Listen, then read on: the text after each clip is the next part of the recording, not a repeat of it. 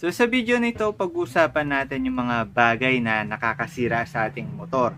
Ito yung mga factors kung bakit lagi tayong may pinapalitan, lagi tayong may pinapaayos, at kung ano-ano pa. So lahat ng yan pag-uusapan natin pagkatapos ng intro.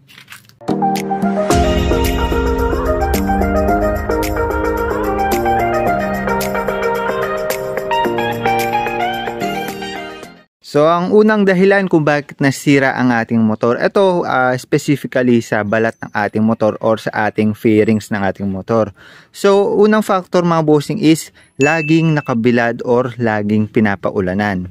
So, basically mga bossing, yung ating motor is parang tayo lang yan, parang tao.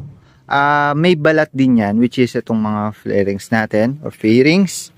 Tapos, meron tayong, di ba, seat cover. Ayan, kumbaga yung mga pinaka-outer na part niyan mga bossing, which is pinoprotektahan naman yan yung pinaka-loob-looban, mga wirings, mga iba't ibang pyesa ng ating motor is naka-expose, pwedeng naka-expose lagi sa araw yan or sa ulan. So, ang magandang gawin mga bossing para hindi ma-expose sa ulan at araw yung ating motor is gawan natin ng garahe. So, minsan, may pagkakataon na wala tayong space sa bahay, wala tayong sariling garahe ng motor. Ang nangyayari is, baka nakabilad na yung ating motor, lalo na paghapon, which is tirik na tirik yung araw, tapos mauulanan pa pagdating ng ano. Ang nangyayari sa ganong case mga bossing is, kukupas or kukunat, lulutong yung ating fairings na nagiging dahilan kung bakit nagiging mahina or papangit yung kulay. Kung makikita natin sa mga laging alaga yung motor, maganda pa yung kulay, pero sa mga ibang mga walang garahe or laging hinahayaan na lang sa ulan, laging hinahayaan sa katirikan ng araw yung motor, is kumukupas na, pumapangit na yung pinakabalat.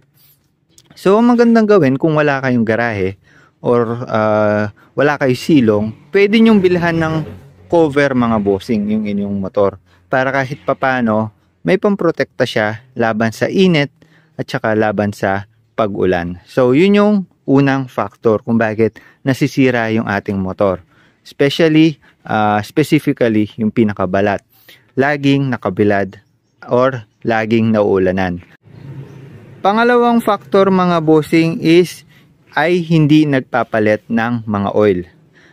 Kagaya ng sinasabi ko sa mga recent video ko mga bossing, yung ating Honda Click ay may iba't ibang uri ng mga oil na pinapalitan. Nandiyan yung ating engine oil, nandiyan yung ating gear oil, yun dun sa bandang panggilid.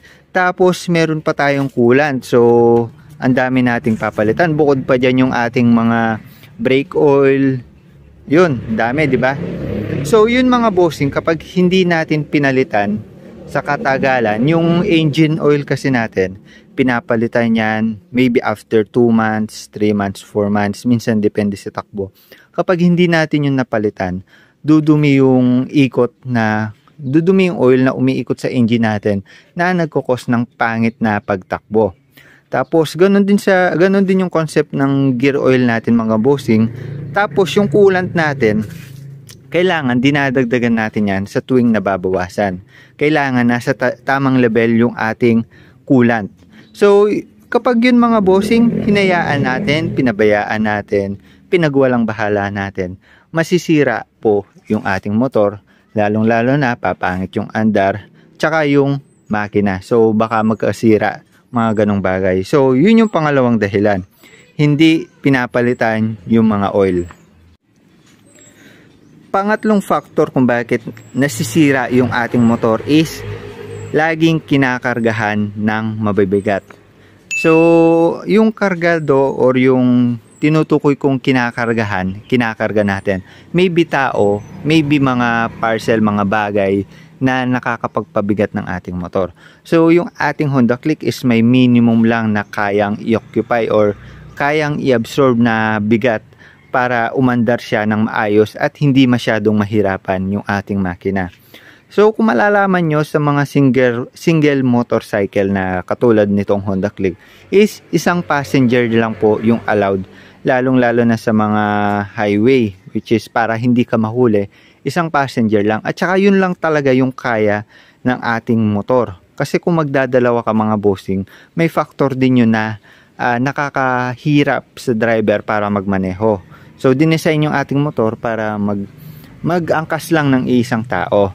So factor yun. So wag kayong mag-aangkas ng mabibigat or dalawang tao, which is nagkokos ng baka humina yung shock or baka pumangit yung takbo kasi nahihirapan na yung motor. Pangalawa mga bossing, sa kargado, yung mga tinutukoy ko na bagay, mga parcel or kung ano namang inaangkas nyo, minsan may bigas, semento, wag nyong gagawin yun mga bossing kasi madadali yung shock natin. Kung malalaman nyo, yung ating Honda Click ay may iisang shock lang, di ba? So hindi siya kabilaan, hindi siya dinesign para magkarga ng ganun kabibigat. So yun, wag nyong gagawin na maglalagay kayo ng mabibigat. Tapos minsan dito guys, minsan may inaangkas sila dyan na mabibigat, lalo na malaki space niyan, kala nila goods na goods yan para mag-angkas ng sobrang bigat. Nadadali din yung ating dito, yung ating shock dyan. So nagkokos din yun ng pagkasira ng motor, yung takbo, tsaka yung nahihirapan yung motor kasi hindi niya kinakaya yung mag-occupy ng ganun kabibigat na bagay. So yun yung pangatlong factor natin na nakakasira ng ating motor, ang pagkakarga ng sobrang bigat. Pang-apat na factor na nakakasira is di pinapalitan ang mga nasirang pyesa. So ito yung kadalasan na nagiging problema ng mga rider, na kapag may tumutunog na sa kanilang motor, kapag pudpud na yung gulong, kapag mahina na yung preno, kapag di na gumagana yung ating digital panel, yung mga ganong bagay.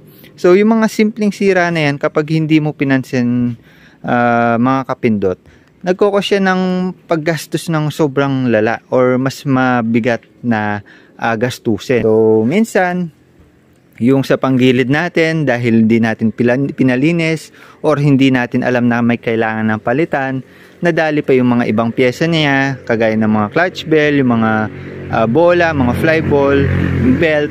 Mas lalong lumaki yung gastos natin kasi hinayaan nating masira yung maliliit na pyesa pa lang na pwedeng remedyohan. So yun pa isang factor mga bossing. So need natin na kapag may nararamdaman na tayong problema, kahit konti pa lang yan, maging tayo sensitive na may sakit na yung motor, may kailangan na siyang remedyohan, kailangan na siyang gamutin. So parang tao lang din yan na kapag may ubo pa lang or lagnat pa lang, kailangan ng gamutin para hindi umabot sa malalang sakit, malalang abala para sa ating motor. So yun yung pang-apat na factor, hindi pinapalitan yung mga sirang pyesa. Huling factor guys, ito yung pinaka nakakasira ng ating motor, which is tayo na mismo yung may control na to. Ito yung pinaka-cause. So number 5 na factor na nakakasira ng ating motor ay balasubas gumamit.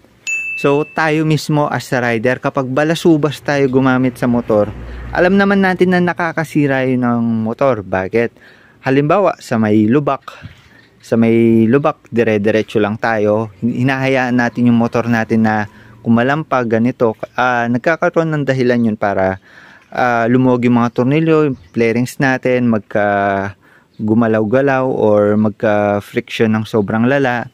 Kokos yun na parang umaalog yung pinakamotor natin, tapos minsan nababasag yung mga ibang parts dahil doon.